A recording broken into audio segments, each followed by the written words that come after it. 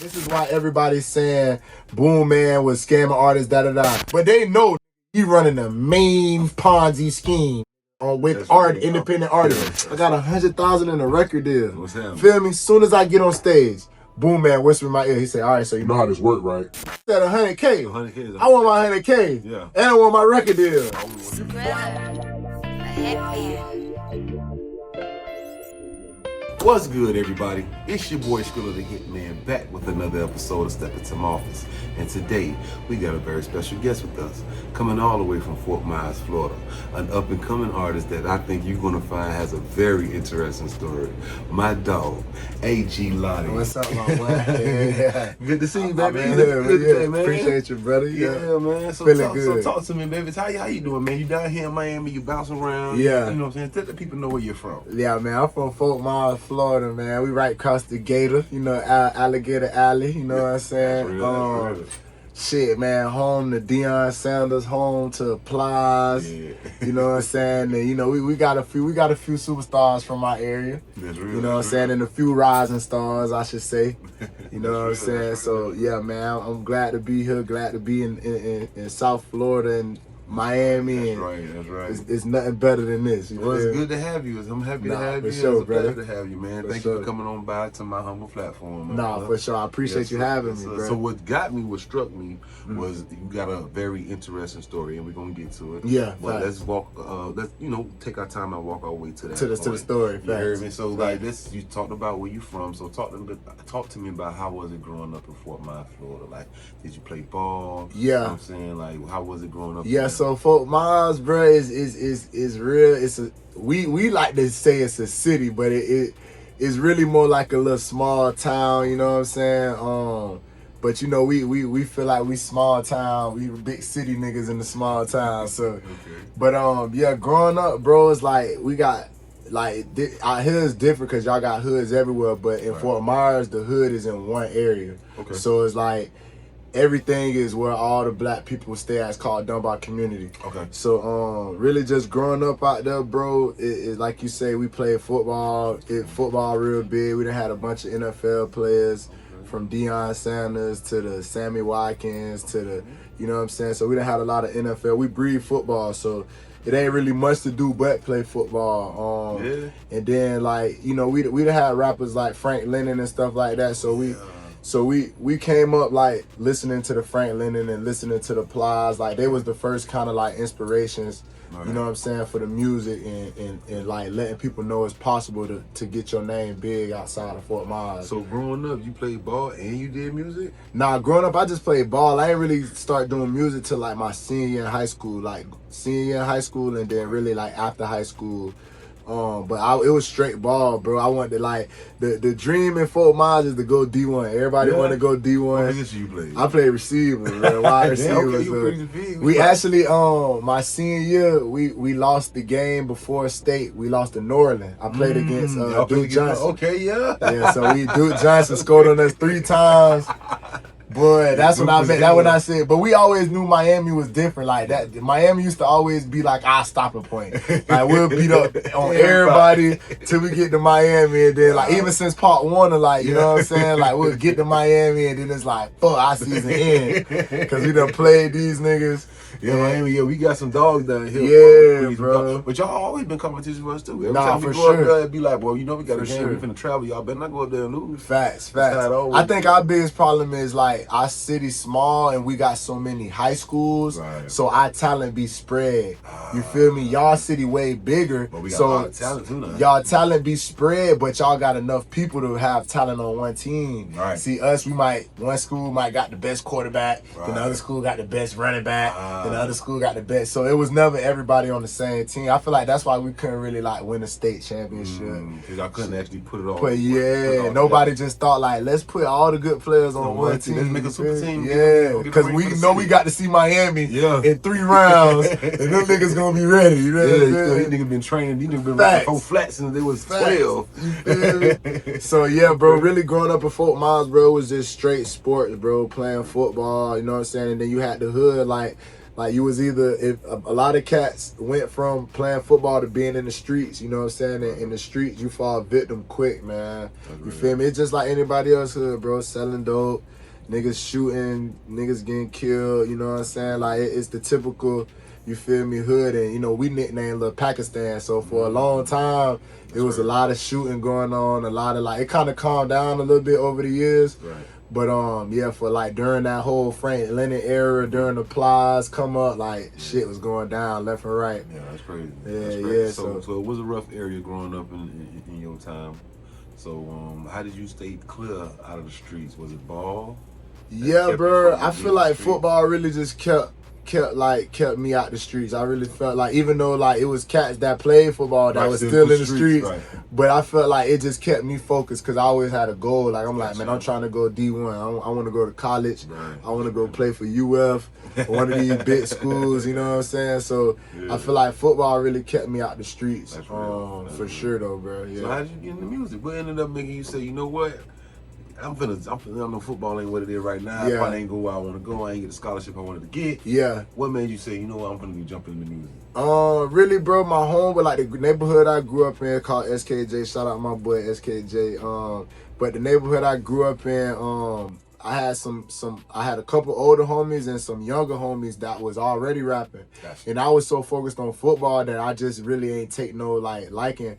But like they used to come to high school and like play their music, and I'm like, damn, y'all niggas in the studio for real? Like at the time it really amazed me because I didn't really think, like at the time I'm like, only big artists go to the studio. Like niggas out the hood ain't going to the studio, you feel me? But them niggas in the studio and they coming to school playing their music, and I'm like, man, I could do this shit, you know what I'm saying? Like I can do it, I can do it. Right, you feel me? So I was writing rhymes in high school in my little notebook, So one day we just went, like my senior year in high school, like football, I wasn't really getting no scholarships like I want to. And I'm like, damn, man, I was kind of discouraged. So music kind of like kept me like out of a state of, like, I would say kind of like depression. Cause you know, like growing up playing football, I've been playing football since 7 years old. So you can imagine playing part one all the way to high school. You expect to go to college and like, but once that shit wasn't working out for me, like I had to find another out. So like I went to the studio my senior year in high school, bro. I made one song. My first song I made off that Geek the beat on Geek the.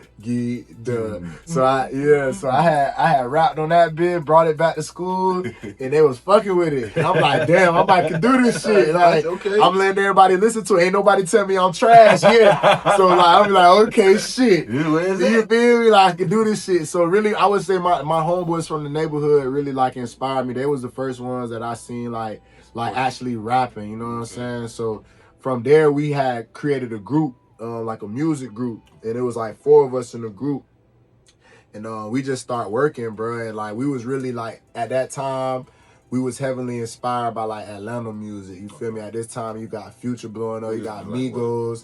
This probably like 20, this before this, like 2012, 2013, okay. You feel me? So you got the Migos coming, you got Future blowing up, you got all these Atlanta rappers. So it's like we was inspired by them. Okay. So we actually, and I know you probably don't know this, so I'm gonna drop some gems on you. Give me to me. We actually got a song. Our first big feature, we had Wi-Fi and Lucci. So we did a feature with Wi-Fi and Lucci. We did a feature with Kodak Black. Okay. We did a feature with we was making moves, bro. Like we was really the first young niggas from our city to actually be reaching out to industry type of artists and getting them features independently. You feel me? Dope. You know what I'm saying? Kodak used to come to Fort Myers when he was like 16, 17. His cousin G1 was in Fort Myers, so like he used to be coming to Fort Myers, and we was the first ones to get a feature from him, you know what I'm saying? At the time, I think he might have charged us like $2,500. Oh, that's love. So, yeah, so it's like, and then Lucci, he charged us 15. He was on the come up too, like around 2015, 2016. So we did them features, and that kind of like gave us a name in our city, because people in our city like, how these young niggas getting features with these big artists? So we kind of started making a name for ourselves. Then you know, you have producers like Zaytoven. They end up coming to Fort Myers. We bought a beat from him. We was working with Zaytoven. What was the ticket on the Zaytoven beat? $1,000. And I'm gonna tell you, Zaytoven, if you watching, he know too. Zaytoven like to sell beats, the same beat to multiple niggas. Oh yeah. So Zaytoven, I'm on your ass right now, cause Zaytoven sold us a beat, and then like a couple months later, we listened, you know, because we was Migos fans, so we listened to Migos. A couple months later, we heard Migos on the same beat. Like, call this nigga Zaytoven, like, hey, bro, you done sold our beat to the Migos, you know what I'm saying? I know these niggas bigger than us, but damn, you done sold out. So, like, you feel me? That was our first real industry experience, like, learning the business and knowing, like, shit, you gotta have your paperwork. You gotta make sure you buy the exclusive rights to the beat. You gotta make sure certain shit. So you know, at the young time, we learning, just going through the motions and shit like that. And yeah, bro, networking, bro, was a big thing for us, bro. Like going to Atlanta, you feel me? My homeboys then was, you know, around Young Thug when they was coming up, Skipper the Flipper. So you said that a lot of these artists came to, and these big names that came to Fort Myers. Well, so how you end up getting to Atlanta? Well, we ended up going to Atlanta because we had, once we did the feature with Lucci didn't come to Fort Myers. Only artist that had came to Fort Myers was Kodak, and then Zaytoven had came to Fort Myers. So Kodak and Zaytoven come to New York. Yeah, but Lucci, we ended up doing the feature with Lucci 2015, and we wanted to shoot the video, so we came up there and we just kind of like, we had kicked off with them boys. They was real down to earth. It was real cool. Like I clicked, like linked with they click.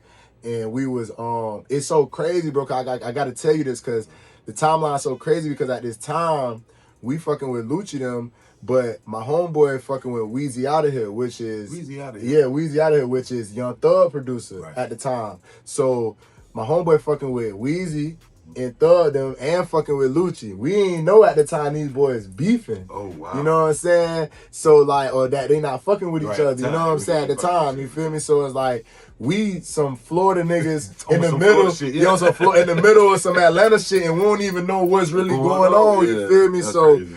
But yeah, bro, really just going to Atlanta, networking, trying to really get out our city because we from Fort Myers. It's so small, and like, you know what I'm saying? Of course, we was inspired by Miami. Of course, we was inspired by the Florida. But I think for some reason, we just wanted to get out of Florida. We wanted to go to Atlanta. You know what I'm saying?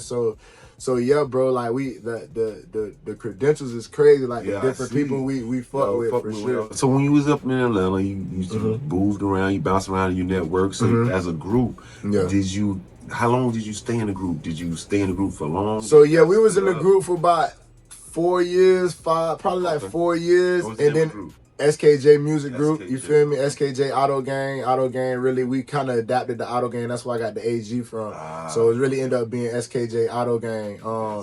But really, yeah, 4 years, and then I think it had got to a point where like, different shit was happening. Life was life, and so I had a situation we talked about earlier where I ended up going to jail for a year. You know what I'm saying? So they out, then it's 3 of them, and then they missing me, and then I might get out, and my homeboy end up going to jail, and this person. So it was a lot of things going on in the group. So I was the first one to suggest to them. I was like, bro, we should do something like, we was really inspired by A$AP Rocky. So A$AP, you know, you had A$AP Rocky, A$AP Ferg, A$AP. So I told them boys, I'm like, bro, we should do something like that. You know what I'm saying? We got AG, I'm AG Lotti. We got AG Soldier, you got AG Brizzle, you got AG Steezy. These was everybody in the group. And I'm like, we can beat individual entities but still represent the same group. That way we can still do our own thing and don't got to be like, damn, we can't go to the studio because bro locked up, or we can't go to the studio because this nigga got something to do. You feel me? Yeah, we can't do this show because you feel me? So it's like, so I decided like, hey man, let's do something like A$AP Rocky. That way, when I want to just rap and I want to drop my project, you feel me? And it was a little static at first, like the group, like a couple people was like, "Damn, bro, you know, it felt like a breakup." But even though it wasn't a breakup, it felt like you gotta just reorganize. Yeah. So it happened about 4 years, and then finally I end up dropping my first solo mixtape. You know what I'm saying? And then I was just in the city going crazy in Fort Myers, just promoting my shit. And niggas was like, oh, that boy Lotti snapping. You know what I'm saying? Like, they was always fucking with me out of the group and shit. Not saying like I was any better than everybody, but I had my own fan base. You feel me?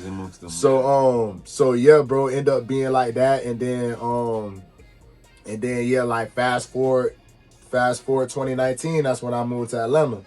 I actually moved there. You know what I'm saying? And I moved by myself. The group stayed in Fort Myers. I ended up moving by myself. And then, yeah, that's kind of how we kind of got into the whole... Going to Atlanta. Then that's when I end up getting involved with AE. Okay, You know what I'm saying? That brings us to the next thing. So while you was up in Atlanta, you broke up from the group. So you started doing things on your own independently. Yeah. And then you got the attraction of Boomman. Right. And so how did that come about? How did you meet? So I didn't even really get the attention of Boomman. I was watching them with an artist named Euro Gotti. I don't know if you ever heard of him, but Euro Gotti, he was an Atlanta artist. He was doing features with Gunna, Lil Baby. Yeah, so I'm like, who? Yeah, he had Motion. So I'm like, who is this nigga Euro Gotti? Da da da da. And he would end up being Boomman artist. So I'm like, okay, you got this dude who behind you. Like, I need to meet him. Right. You know what I'm saying? I know you doing your thing, bro, but I need to meet the man behind the scenes. You feel me? Who pushing you? You know what I'm saying? So 2019, obviously, pandemic come in 2020. So I was up in Atlanta like a whole year, bro. And before I even met Boomman, I was grinding. I already know the game. I've been rapping. I already got songs with Lucci. I got songs with Kodak. I done did shit with Zaytoven. Like, my resume was I done already been in the industry dealing with industry people. Right. So it's like, when I got to Atlanta, I'm like, you know what? I know the game. And it ain't changed. Get in the clubs, get with the DJs. You feel what I'm saying? So for a whole year, I was in strip clubs, paying DJs, spin my shit. Right. You know what I'm saying? And I was picking up a little traction, but I just still needed something. Okay. So the pandemic came, city shut down.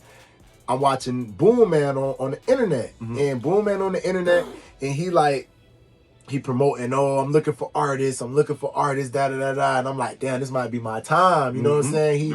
And at the time, he started doing showcases. In his first showcase, he had found an artist named Fujiano. I don't know if you ever heard of Fujiano. Fujiano. Okay, so Fujiano, you know, 1017, Gucci, all that. So his first showcase, all this time I'm in Atlanta, 2019, I'm watching. Fujiano, boom, he do a showcase. When he win the showcase, get $10,000 because Boomman giving out money at these showcases. So the first showcase was a $10,000 showcase. Fujiano won. You know what I'm saying? I'm watching Fujiano grind. I'm watching in like less than probably like 2-3 months. Fujiano lit. He dropped this song, Baby Mama Ain't Shit. Yeah. She Won't Let Me See My Son. That shit shot up, did 1 million views. Right. From there, I see him go to Atlantic 1017 with Gucci Man.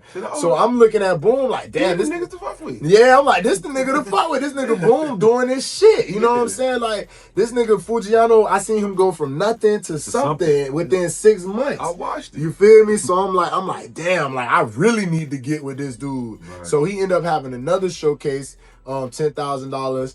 He had his artist Thumper, and Thumper win that. You know what I'm saying? So you got 2 showcases. Fujiano still going crazy. The label, like everything looking bigger. For him, yeah. So boom. Now my turn come up. There's another showcase, the 3rd showcase. This time, I think at the time Fujiano signed the deal. Okay. So Boomman ended up getting a lot of money from Atlantic. You feel me? Right. He got millions. You feel me? He got a couple million. Fujiano got a couple million. You feel me? If I'm not mistaken, I think Boomman got like 10 million for that deal. Gave Fujiano a couple million. So he up M's now. You know what I'm saying? So now this shit looking different. You know what I'm saying? He got a real bag behind him. So now his 3rd showcase, he like, okay, I'm giving away 100,000. He like 100,000 in the record deal. That's what he was promoting. 100,000. I'm just watching it on the internet. He's good with the promoting, marketing. They running ads. I keep looking. Every time I look on my phone, it's popping up. Boom, man, $100,000 showcase. I gotta see this. You feel me? I'm like, damn, bro. Like, I'm in my head. I'm thinking like, what's the odds that I could win this shit? Like, I'm like, what's the odds that I could win this shit, bro? So pandemic come. If you know, you know. Pandemic money was good. Yes, niggas was. You feel me? If you know, you know. You know what I'm saying?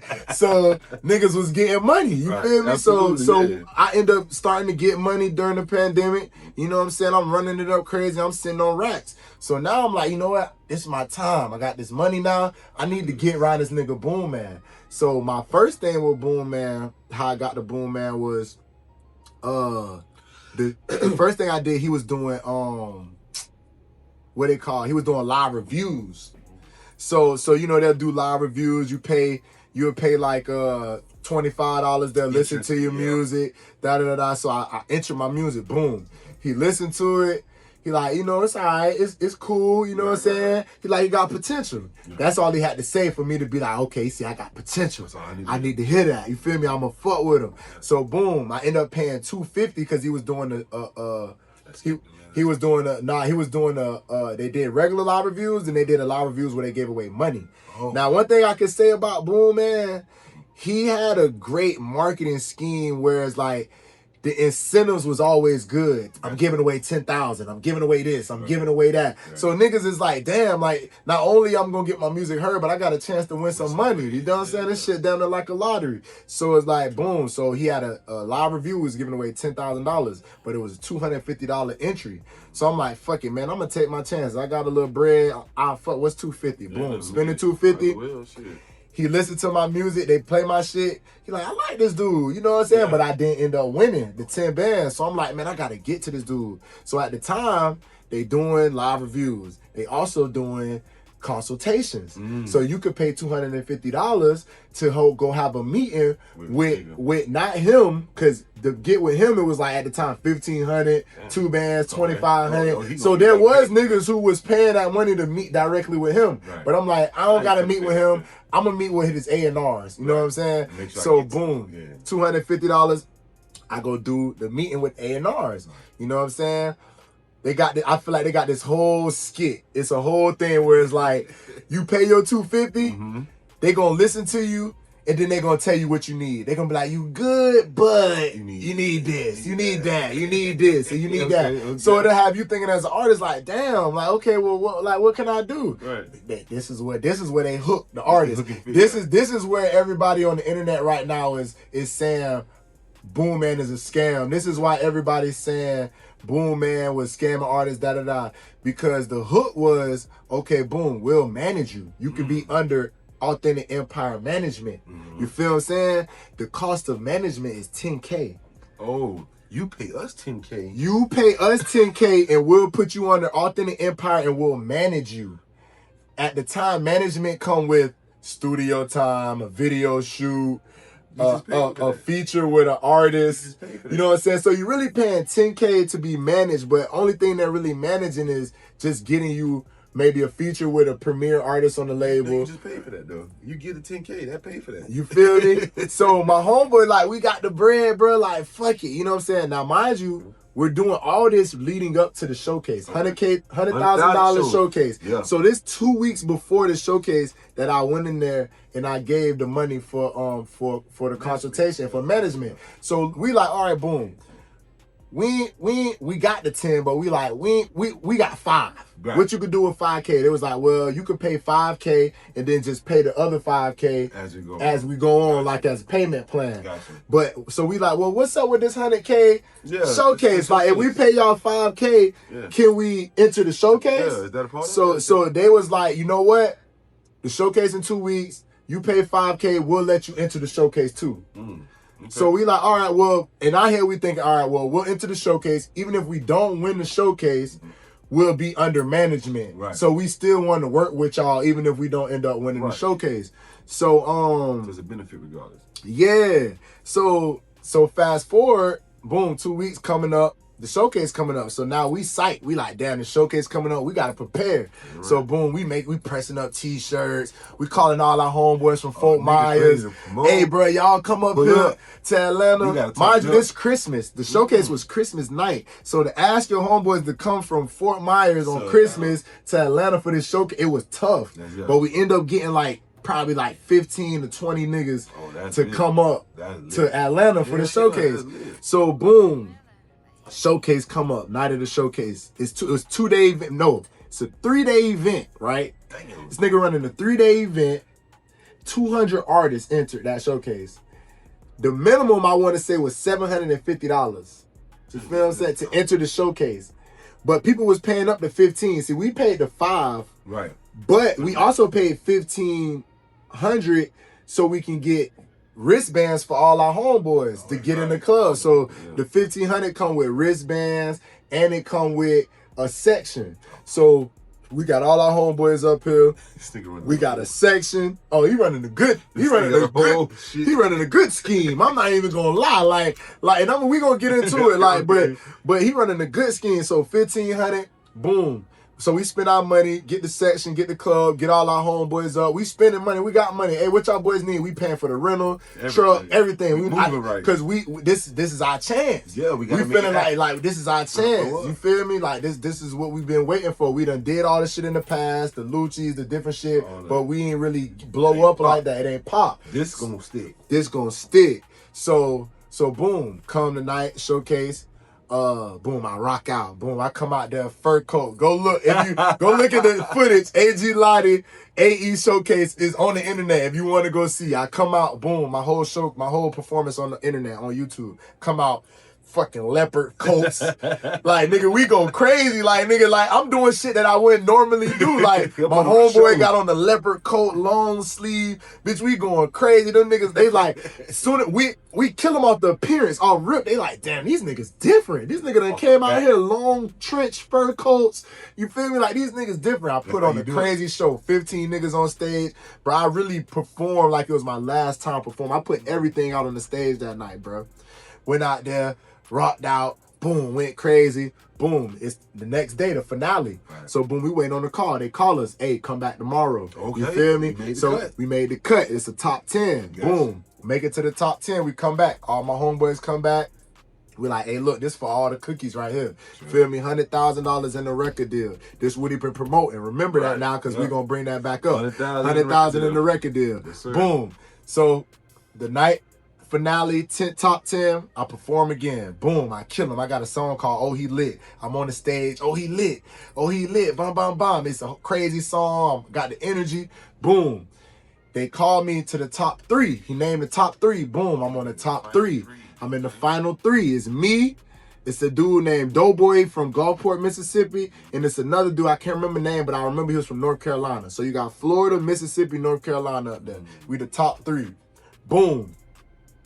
We perform. They say perform a song you ain't performed yet. So I perform a melodic song called Superstar. Feel me? Real inspirational. Touch people. I was out there. I was showing love. Singing, bitch. Like, yeah, I'm down there singing. Like, nigga, I've been rapping, but now I'm finna hit y'all with something different. I want to show these niggas I'm versatile. Like, this ain't just no fly-by-night shit. Like, I'm really an artist. You know what I'm saying? So, boom. Hit them with the song. They had a top 3. Boom, man. I guess he don't want to pick because he don't want people to feel like he picked, it's rigged, all that shit. Yeah. So we tell the DJ, hey, DJ, play the song who you felt like win. Oh, yeah. So we all waiting. You feel me? That nigga play my song. Bro, like, I ain't even gonna count. One in a lifetime experience, bro. Like, that moment right there, like, I can't say I ever felt nothing like that. Bro, chills run down my spine. I'm like, damn, this is my song. Nigga, I run up on stage, nigga, the whole crew run up on stage. We 15 deep. I'm going crazy. I'm crying, tears of joy. Nigga, I feel like I hit the lottery, nigga. What's the chances? 200 artists, nigga. I got 200 artists. I got 100,000 in a record deal. What's happening? Feel me? Soon as I get on stage, Boom Man whisper in my ear. He say, all right, so you know how this work, right? He say, I'm gonna give you the first half up front, and then you're gonna get the other half when you sign. It was a red flag, but I'm filled with emotions. I'm filled with so much. I done put so much in to get to this point. So I'm like, you hear that right this second, yeah. I'm like, it's a red flag. Now the intelligent me would have been like, nigga, you said 100K. 100K. I want my 100K. Yeah. And I want my record deal. You feel what I'm saying? I want what you promised, what you advertised, nigga. You feel what I'm saying? But in the moment, I'm like, you know what? It's 50 bands. You feel me? I got bread, but it's 50 added to it. Yeah. You feel me? Like, I'm finna have the label. You feel me? Give me the chain. You know, we got Authentic Empire, diamond chain, buzz downs. So you feel me? So it's a plus. So I'm like, you know what? I'm gonna just ride out with it. You know what I'm saying? So boom, I win. I win. Boom, I take the check home. We filled with emotions. I'm filled with all type of shit. We going crazy. Couple days later, they like come into the office. You know what I'm saying? At this time, he got a building. You know what I'm saying? Big, nice building, record label looking building. You know what I'm saying? Like, he got the whole 9. He got all the rental cars. Mind you, like I said, that deal with Fujiano turned him up. So he's a millionaire now. So now he got foreign cars out front. He got Sprinter vans. He got a big building with artists coming in and out, da-da-da. So this shit looking like a legit. I never seen a a record label. I never seen this type of shit before. I'm from Fort Myers, Florida. But this is what I think it's supposed to look This like. what I think it's supposed to look like. Straight up. You feel me? So boom, I come in there, we have a meeting. You feel me? He got all his A&Rs, he got his label people, he got everybody in here. He telling me about the deal, how he gonna split the deal, the royalties, you know, the one album deal. He giving me all the ins and outs of what the deal gonna be. Right. And I'm like, all right, cool, you know what I'm saying? But you know, in the back of my mind, I'm thinking like, what the money? Show me the money. Yeah. You know what I'm saying? So he like, all right, boom. So I'm gonna wire you the 50,000. So he wired me 50K. So I'm like, boom. You know, in the back of my mind, I'm like, all right, I got another 50 on the back end. You know what I'm saying? Yeah. So it's 100. So I'm like, you know what? I'm gonna enjoy this 50. You feel me? I'm gonna live it up with my people. Yeah. I'm gonna celebrate. I'm gonna send my mama money. I'm gonna send my kids, baby mama's money. I'm flying my homeboys from Fort Myers. Don't worry about the price. I got y'all, boys. Feel me? I'm balling out because I'm like, at the end of the day, I'm like, nigga, I got another 50 on the back end. You feel me? So I'm straight. You feel me? I'm going through the motions. Now, he got a mean setup. You feel me? He got premier artists. So it was like 7 to 8 of us, including Fujiano, Money Moo had the song Hen, Diamonds, Chain, Hen. Okay, so he on the label. You got Fujiano, you got Euro, who got the songs with Future. So we got a nice premier label. You got like 8 artists. Just think about Yo Gotti and the CMG artists. Right. Boom. You got the premier artists. Then you got hundreds of signed up artists that's under management that paid 10K. Yeah. So you got the 8 premier artists, then you got hundreds of artists that paid they 10K to be under management. Right. So they're not premier artists. They don't got the big AE chains. They got little AE chains. They under management. You feel me? They really ain't shit. Not saying like they ain't shit, but it's like they're not priority at all. They're really backing the label. They don't even know they're funding it. They're funding the label. This is the Ponzi scheme. This is the Ponzi scheme because it's like, nigga, all these artists who paying for management are. He's taking that money and putting it into the premier artists and into the business itself. You know what I'm saying? So niggas is coming up there paying their money just like we was thinking like, damn, I'm finna get with AE. I'm finna blow up like Boom Man. This the right nigga to be with. But whole time he's just taking your 10K and funding his shit that he got going on. So the nigga up M's, and not only is that, he got all this money from all these management. You feel me? Yeah. So, boom, fast forward. So now, don't get me wrong, he got a mean system. So all these management artists, they're paying money, they get to pick which premier artist they want to do features with. So, boom, at the time, all these people signing up, I just won the 100K. I done won the biggest showcase. Yeah. You feel what I'm saying? So a lot of them wanted to do features with me. So the way that they at AE did it was, it's a 70-30 split. So they get a 70-30 from each feature. So the features was 1,000, so we was getting 700, and AE was keeping 300, which I still don't get because it's like, nigga, y'all done already got the money from the management. Y'all charging for everything. At least give a nigga their whole stack for the feature. Y'all eating off extra. They eating off every corner. Boom ain't eating off every corner. You hear me? So boom, I'm like, all right. Bet, you feel me? I'm getting a little feature money. You know what I'm saying? I probably did about, let's just say I did about 15 features. So I made decent money. You know what I'm saying? 700 times 15, whatever that is. I made some good money features. Shows, supposed to be the same thing if they book through AE. Now, mind you, I haven't signed paperwork yet still. Because this is all off the top. This is just all without paperwork, because now the other premier artists signed paperwork, but I haven't signed no paperwork yet.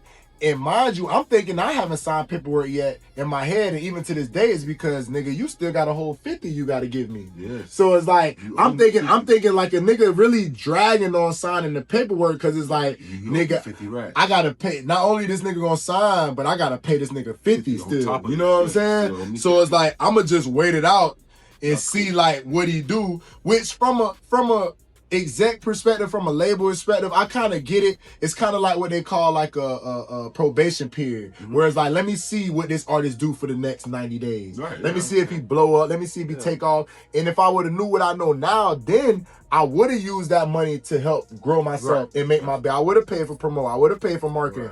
But I'm new to all this shit. I'm thinking I'm with a label now. I'm thinking the label's gonna pay for marketing. I'm thinking the label's gonna pay for promotion. I'm thinking the label, nigga, y'all got departments. Videographer department, photographer department, cover art department, A&R department. So I'm thinking, nigga, I don't need for nothing. Nigga, I should be having limited videos because we got a video man in here with all the best cameras. I'm thinking we got all this shit. Mind you, though, they're not doing none of that for the premiere artist. Some of them, yes. You feel me?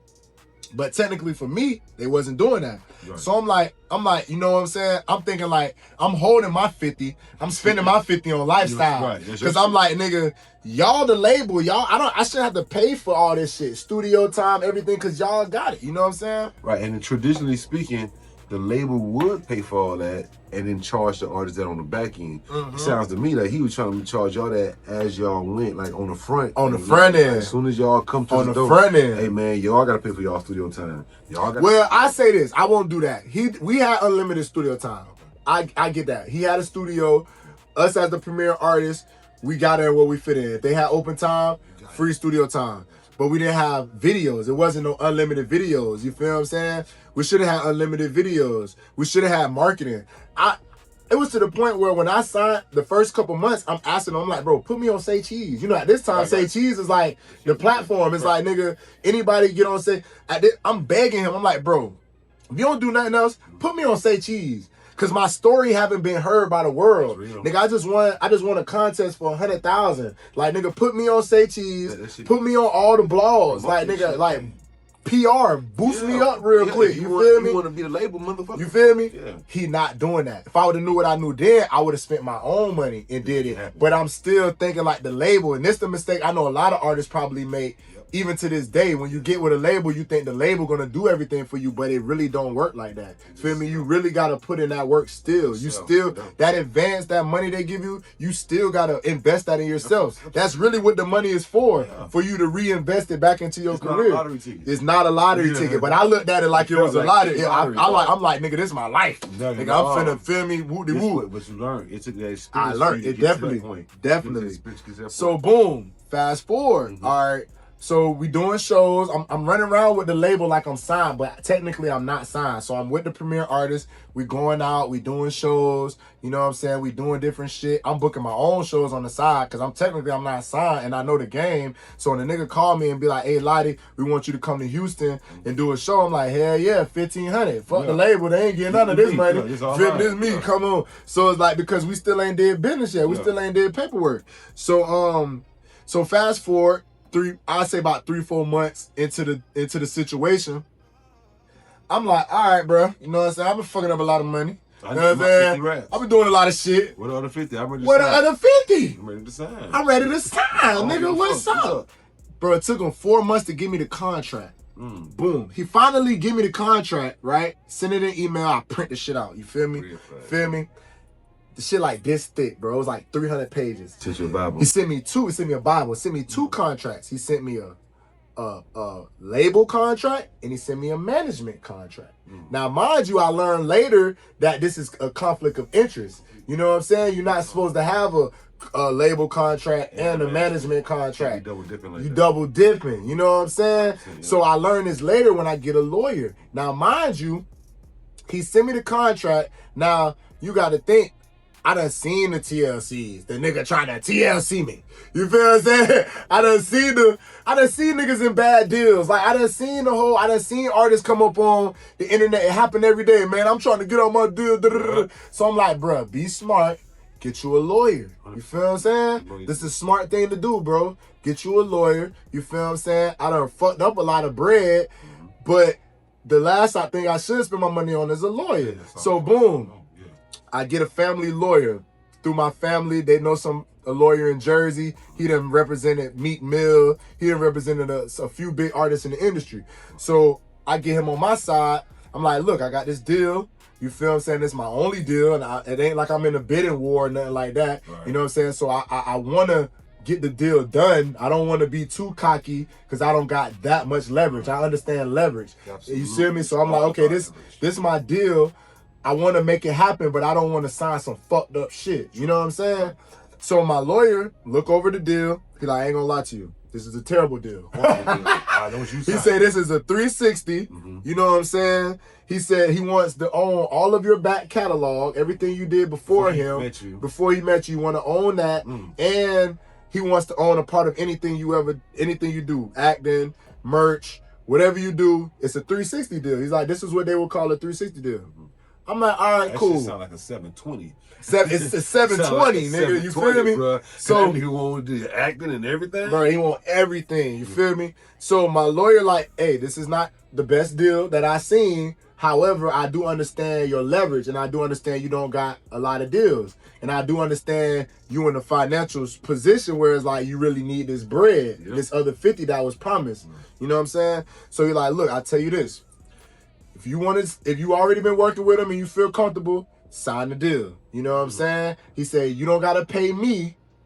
I'll take my money out of your advance because they still owe you another 50. So mind you, before we even get to that, in the contract, it went from getting another 50 to 25,000 when you sign, and then 25,000 when you drop your first project. So you done find a way to split this 100 all the way down to 25 and 25 from, you feel me? From a whole 100. From a whole 100. So that's a red flag for me, but I'm like, you know what? 25 better than nothing, nigga. I'm probably down to my last 10 racks. I'm like, nigga, you feel me? At this point, I feel broke because I done had so much money. I'm down to my last 10. So it's like, nigga, let's just get this deal done. I'm going to take the 25. You feel me? We'll do the rest.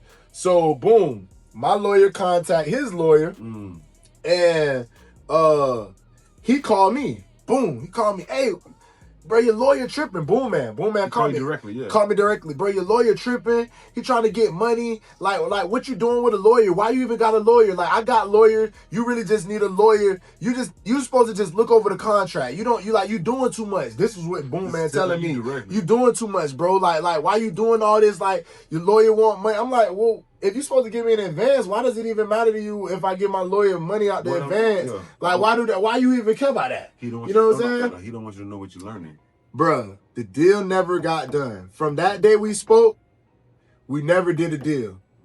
That means I never got the rest of my money. Now, I'm at the point where I'm frustrated because I'm like, okay, boom. Mind you, he's built off the hype of Fujiano. Fujiano done went to jail. So Fujiano cut off his ankle brace. Everybody know the story. With 1017, he go to jail. So the labels start going down. Of course. You feel me? Not only did Fujiano go to jail at the same time, Euro Gotti, the artist who I told you who really originally brought everybody over there because he had the features and shit like that. Now he calling out Boomman saying like, nigga, you a scam. You not doing what you supposed to do. You running this Ponzi scheme. You doing all this shit. He bashing them on the internet, bashing them. So the label really going down. Boomman had a meeting one day and called all the other premier artists in the, and I think Euro was at that meeting, but I remember him having a meeting without Euro. And he was basically saying like, y'all gonna let him talk about us on the internet? He said, this ain't just me, this us. He down in the brand, which to an extent, he had a point. But we're all his premier artists are unhappy. We agree with what the fuck he's saying. We agreeing with what he said. We're like, nigga, you really not standing on business. Straight up, he's speaking for us. us. He really, so it's like, he looking at us like, why y'all not coming out, da-da-da. And we like, bro, really what he's saying is some shit, bro. It's like, you need to get this shit together, you know what I'm saying? He had this building. Then he ended up buying another label building. He was spending 50 bands a month on the building. You know what I'm saying? And I guess it was bringing in money because artists was looking and like, oh, you got a label building. So that makes me want to spend my 10K even more. That makes me want to get involved even more. You got to know his whole system is let me make everything look good so artists can continue to want to pay for consultations. So artists can continue to want to pay for management. So it's like, let me get my other artists features. Let me do other shit for my other artists, give them chains. Let me do everything to make them look good. But it's not for us. That's advertising. It's advertising. For them to get them to come and pay. To get more independent artists to keep coming in and spend their money. You know what I'm saying? So boom, the label going down. You feel me? I haven't got signed my deal or nothing. You know what I'm saying? Euro leave. He the first one to leave out of the premier artist. Boom. Thumper leave. The second artist to win the showcase. He leave. Boom. Now the premier roster is falling off. You got no advertising. Yeah, and shit is looking shaky. You feel me? Then you got big artists like Money Moo who got the hitting record. He not saying nothing, but you could tell by his energy he not even rocking with AE. He not coming around no more. He not coming to the shows with us no more. He not doing certain shit. So people seeing this, you know what I'm saying? So boom, label going down. You feel what I'm saying? And I felt like at that point, for me, it was just like, bro, what you gonna do? Because it's like you can keep holding on hoping for something that come out of this shit. But it's like, it was to the point where it's like, you done squeezed all the milk out this cow. Yeah. You feel me? And I felt like I squeezed all the milk out that cow. And really, bro, it just was a point where it was just like, shit, this country ass nigga Boomman done finessed us. You know what I'm saying? He done finessed us. He done finessed the world. Yeah, he done finessed all these artists. You know what I'm saying? So I'm like, you feel me, bro? And he don't give a fuck because he used to be an artist. Okay. I don't know if you want to call him fail artist or not, but he didn't blow up. So it is whatever. So he's an ex-artist, you know what I'm saying? So he really probably got some type of animosity to like helping artists anyways. Euro done turned on him, which was his first artist, you know what I'm saying? So I feel like at a point where he's just like, nigga, fuck y'all. As long as these people keep coming in and spending this money, I'm gonna keep this shit afloat.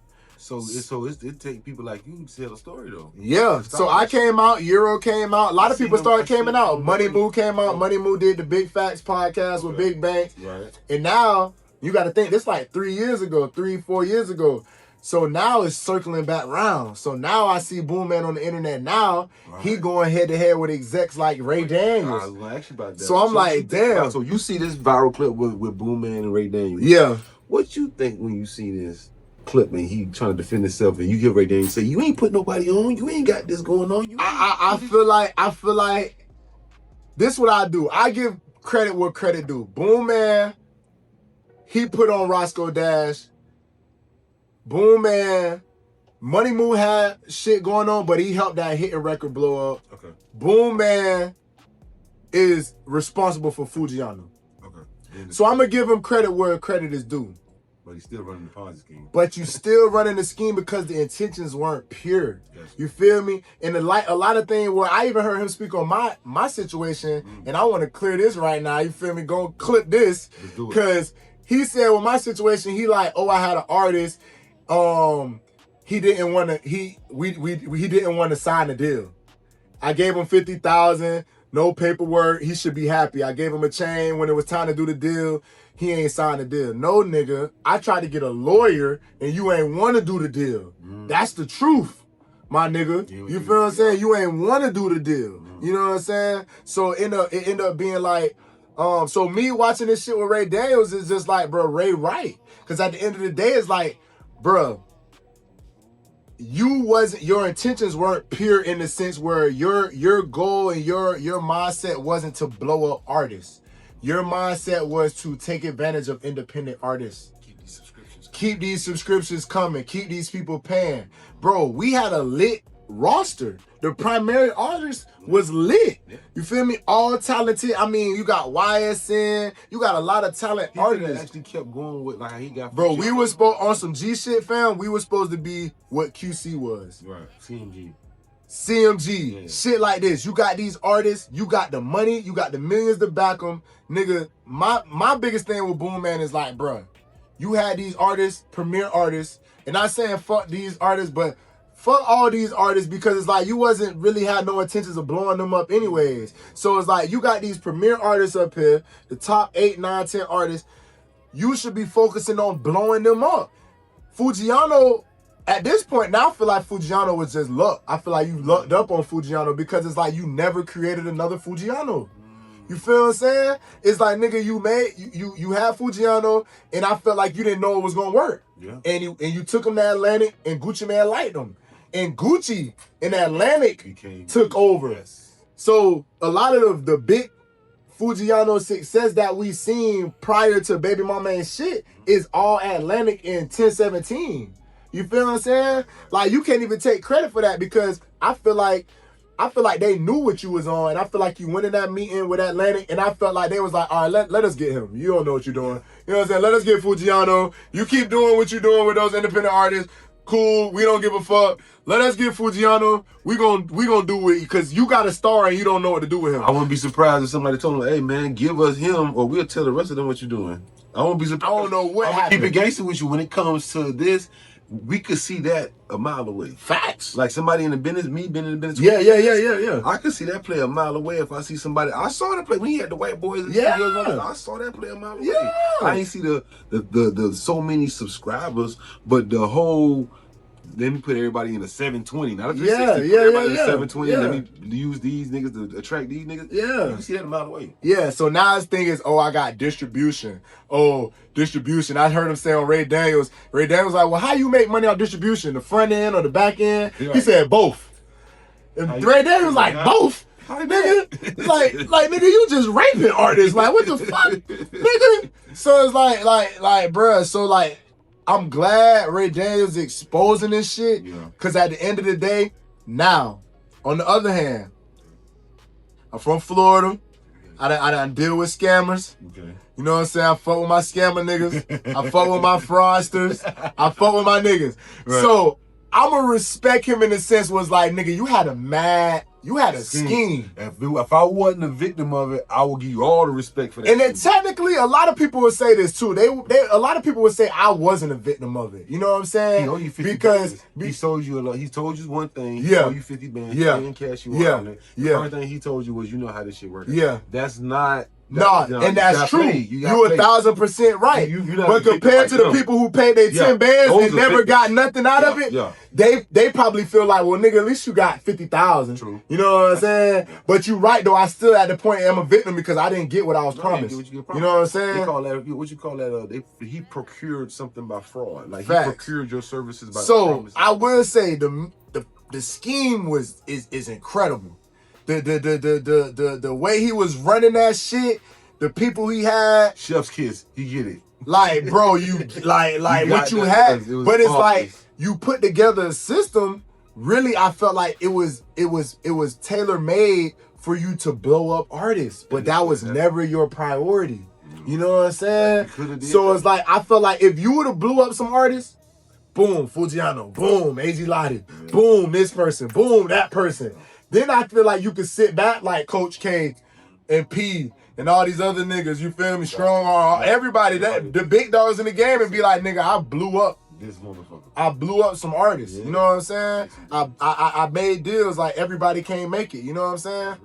And it's like, I feel like, you know what I'm saying? But, you know, you had a mean scheme, you know what I'm saying? You had a mean, but at the end of the day, bro, your intentions wasn't pure. I gotta call you out on that shit. You know what I'm saying? No, that's real. And so the last conversation y'all had was him calling about the lawyer? The last conversation we had was us talking about the lawyer. Now, he shot a video for me. He came to my city. We did the video. That's the last thing I did with him. Superstar video. Shot the video. Boom, we put the video out. But he never promoted nothing. There was no marketing money. There was no marketing dollars behind nothing. You didn't promote nothing. He just, I'm gonna shoot your video to make you feel happy. I'm gonna do this. I'm gonna give you a feature with an artist to make you feel happy. Just to satisfy you. You know what I'm saying? But there was no marketing behind shit. It wasn't no, okay, I got a budget for this artist. I'm about to do this. You feel me? I'm gonna make sure that I blow up this shit. You know what I'm saying? He didn't treat you like a premier artist. He just called you one. And then, like, at one point, they were supposed to do a feature for me, right? Because all the premier artists had got big features. So at the time, Rod Wave, they told me, they was like, oh, we got Rod Wave on the phone. How about this nigga said, because Rod Wave said he wanted 100K for the feature. This nigga said, oh, Rod Wave ain't worth 100K. Niggas, you lost your goddamn mind. Look at Rod Wave today. Arenas? The nigga who set out arenas? No. We talking about 2020. Even back then, like, we in 26, but this 2022, you telling me Rod Wave wasn't worth 100K? Anybody who knew about Rod Wave knew that he was going to the moon. So, like, bro, you know what I'm saying? At the all of all, just me watching what's going on now with Ray Daniels, with all these people calling them out big facts, big bang, and they know. You know what I'm saying? They kind of like, industry, they try not to bash them too bad. They want to be like, you cool, boom, man, da-da-da. But they know, nigga, you running the main Ponzi scheme, nigga, with independent artists. Yes, and if you think about it, bro, you in the industry, you let me know. Fam, for how many years ever in the past, there's never been a label who said, come pay us and we'll check you out. No, it's never that. Labels find talent. Yes, we spend the money to make it blow up so that we can all cash in when the pot. You feel me? The money come in, so we all split. He was the first person, and he made it seem like, okay, well, and I give him that. You know what I'm saying? He did give opportunity in the sense where it's like, okay, you can't just go to a QC. You can't just go to these labels and be like, check me out. No. So, you know what I'm saying? He did give an opportunity, and he did do something that was kind of like never seen before, in the sense where it's like he opened up doors for artists to be able to come and see like, okay, do I got what it take to make in the industry? Because you can't just go to Atlantic. You can't just go to these type of studios and just, they don't give artists like, they find talent. That's true. You know what I'm saying? Mm-hmm. So in the sense where it's like, okay, you did. So, I mean, the basis is like, he did some positive stuff. I don't want to 100% bash him. I'm not up here to 100% bash him. I'm calling him out on the flaw shit that was flaw.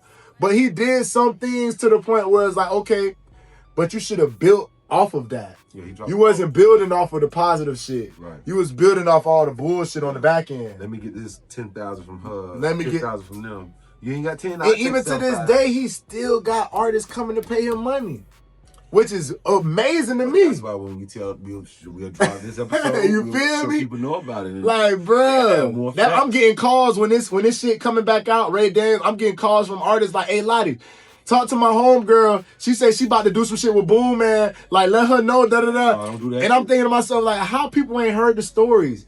All these interviews, all this shit that came out is like, y'all still don't believe. But I learned. What I learned was artists have this thing in their head was like, well, he did them like that. He ain't gonna do me like that. It ain't gonna happen to me. Nah, you gotta understand. This is what nigga, if he did 400 artists like this, he gonna do that. What make you think you special, fam? You gotta think it's gonna be your turn. When it's gonna be my turn, you next. It's gonna be your turn. So yeah, bro, like, but I ain't really let this shit discourage. I did for a while, bro. Like being like, and I never spoke on this for real, but I'm gonna speak on it now, bro. Like I did kind of go into like a depression, bro. I did go into a point. Because you got to think, bro, shooting up, going so high, being at a peak of your career, bro, doing all this shit, fam, and then for it to just kind of go down and it kind of be because this nigga ain't doing what he's supposed to do, you feel me? And then misleading. And the biggest thing, I tell people all the time, the biggest thing I felt that I was mad at Boom, like my personal vendetta against Boom is you ain't keep it real with me, fam. You should have told me, hey, look, I ain't finna give you your other 50. Take this 50, invest it in yourself. Shit, yeah. No, not even to be happy, but nigga, invest in your career. Yeah, nigga, do this. You feel me? Sit down, nigga. He was doing credit shit. He was a credit guru, had millions of dollars in credit cards. He started doing credits. You feel me? He talk about this shit he learned about deposit receipts and receipts and all this different shit. He got all these little money schemes and show you how to make $1 million a night. Fam, why you ain't never show me how to make $1 million in 90 days?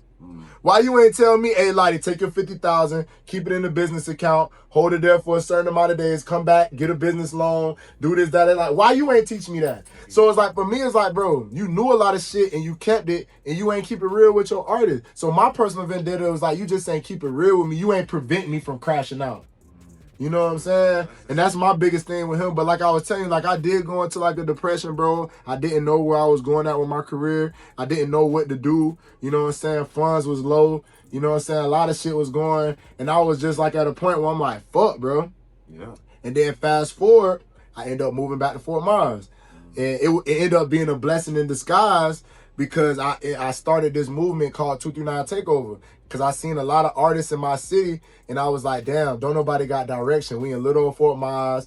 Plies ain't come back and help nobody. You know what I'm saying? All the big rappers in the city ain't really helping the independent artists, the Frank Lennons, all the people. So I'm like, you know what? I want to do something for the city. So I built this platform called 239 Takeover. Feel me? And I took some pages out of Boomman book. That's why I say it wasn't all negative, but I took pay. I did a showcase. Feel me? I gave away $10,000. I gave it to an artist, well deserving. You know what I'm saying? But it wasn't no strings attached. I didn't promise him nothing. I ain't do nothing. I didn't say I'm gonna do this for you. I'm not gonna blow you up. I didn't sell you no dreams. I just I'm doing a showcase. I want to expose talent. I'm gonna give you some money. Boom. You know what I'm saying? I did that 2 years in a row. You know what I'm saying? Build up a blog for 239. If you out there, 239 Takeover is a blog I created. You know what I'm saying? And I start exposing Fort Myers artists, 239 artists, the Flizzles, you know what I'm saying? The C Stunners, the J1s. A lot of people who have motion already, not saying I blew them up or nothing like that. But I just help get behind, I help expose, and I help let people realize these boys from Fort Myers. And my mission started being like, okay, I want to shine light on my city because I got a lot of talent in my city. You know what I'm saying? A lot of rappers with no direction. You know what I'm saying? Go to the studio, make music, and don't even know what drop a video, and then that's it. They don't know what's the next step. They don't know BMI, they don't know publishing, they don't know streaming, they don't know splits. You know what I'm saying? They don't know about collabing, they don't know about not getting on YouTube beats. All these niggas want to do YouTube beats, getting with producers. Like, they don't do nothing. So, bro, I did a lot in my city. You know what I'm saying? Like, the last couple years, bro, and I feel like, you know what I'm saying, I just used my experience with the label and shit, like, and I feel like God blessed me to do that, to be able to just, to look out, you know what I'm saying? And now, I'm at the point now where it's like, I did that, I gave back, and now I'm back focused on my career. You know what I'm saying? So I done moved back. That's what I was going to ask you about. Yeah. So you moved back, and so now where you are these days? You say you focus on your career? So now, like, you feel me, 2026, I'm like, you know what, I did for my city the last couple years, 24 and 25, I poured into my city, I did the blog, and don't get me wrong, we still posting content, we still posting on the page. We still doing vlogs. Same thing how we doing. Like, I still do interviews with artists. I still do shit, but I do it on my time. Because I'm like, you know what I'm saying? I want to get back to focusing on AG Lotti. You know what I'm saying? Focusing on my career. So nowadays, you know, I still got my platform because we built it. And it's like, it's something special. And I don't, and it done traveled and it done made a big name for itself in my city. It's no artist in Fort Myers 239 area that don't know about 239 Takeover, that don't know about the showcase. To this day, you could call an artist, get off the phone, anybody, you can call back to Fort Myers. If they're not, they won't not know about 239 Takeover, but if they don't know, they're just not tapped in with the music scene. You know what I'm saying? But yeah, now, bro, I done moved back to South Florida. I was actually living in Atlanta. Still, I had moved back to Atlanta for a little small period. And I'm like, you know what? I'm just not feeling Atlanta no more. All the motion in Florida. We got all these Florida artists blowing up. You got the shimmies. I might well come back to the crib. You know what I'm saying? And it's like, Fort Myers, I know we don't got a market, a real music market. So I'm like, the best place for me to be is on the East Coast, Miami, Broward. So like right now, I'm just in the stage where it's like I'm about to get back focusing on my career. You know what I'm saying? Get back focusing on, you know, building myself up, doing my music, because I did it. I proved to myself, and I feel like God had to show me that. I had to show, like, I went up there, did the showcase, 200 artists. Like, a lot of people know my name from Atlanta all the way to here to Houston. I did shows in Houston. I done did shows in Colorado, book shows, paid shows. You feel me? North Carolina. Like, so I got fans a little bit of everywhere. And I'm like, you know what? I gotta believe in myself. I gotta believe in my craft, and I gotta build. And I'm still gonna do the 239 Takeover shit and support the artists from my city. And if some talent come around, I definitely want to be a part of somebody else's success. You know what I'm saying? Of course, that's real, you know what I'm saying? We got, shout out to Busy Crook. He an artist from my city, but he just won a Grammy. You know what I'm saying? And he won a Grammy with Leon Thomas. He had helped wrote the song Mud. Baby, take your time. Yeah, so shout out to him. But he inspired me in a way, like, sometimes you want it so bad for yourself, but sometimes helping somebody else will get you there. Of course. You feel me? So him writing that record helped him win a Grammy. 100%. And now he really benefiting off it as an artist now. Yes. You know what I'm saying? So I really got in the mindset of like, if I can't do it myself, I can always go help somebody else. True. I can always help somebody else write. I can get a platinum record or a gold record by putting on another artist. Absolutely. You know what I'm saying? So I'm focused on my career, but my door to help other artists is always open to give them, because this game right here, like the artists that I told you, like the average artist don't know this shit. You don't know it bro. until it's too late. Until it's too late, You bro. don't know. It's no. Or you got to experience it the hard way. Yeah, until it's too late. That's what I'm saying. That's how you learn this shit. You know, it's not like you can have music business in college and all that shit, but it's nothing like music experience. Like real talk. Like once you go through it, there's nothing that a book can tell you that the life experience can teach you better. Facts. Straight up. Facts. So you know what I'm saying? That was a very interesting story. Nah, facts. Real man. shit. Like facts. that was very eye opening. I'm pretty sure very like facts. anybody you want to shout out before you get out of here? Oh man, shout out Fort Myers, man. 239 what made me, man. Shout out all the artists out there doing their thing. Shout out you, bro. You feel me? Shout out Strong Arm. You feel me? The whole movement over here. Shout out OG Curb. You know what I'm saying? Shout out Curb. Coming back to do his episode. Yeah, Curb. That's a great friend. I actually met Curb in Atlanta while I was signed to AE, like right when I got signed. Yeah. You feel me? And we start working. And he been a good friend. You feel me? Like a good friend, like in the industry that I met. You know what I'm saying? You know what I'm saying? Like, you know, shout out him. And man, listen, man. Hey, don't be a victim. Don't be a victim out here to these people who acting like they gonna blow you up, bruh.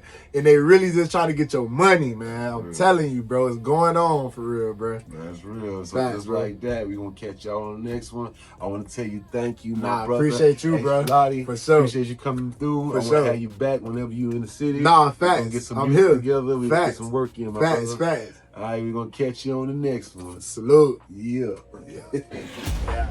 This episode of Step Into My Office was filmed live on location at IMG Strong Arm Studios in Miami, Florida. Until the next time, stay locked in because this office never closes.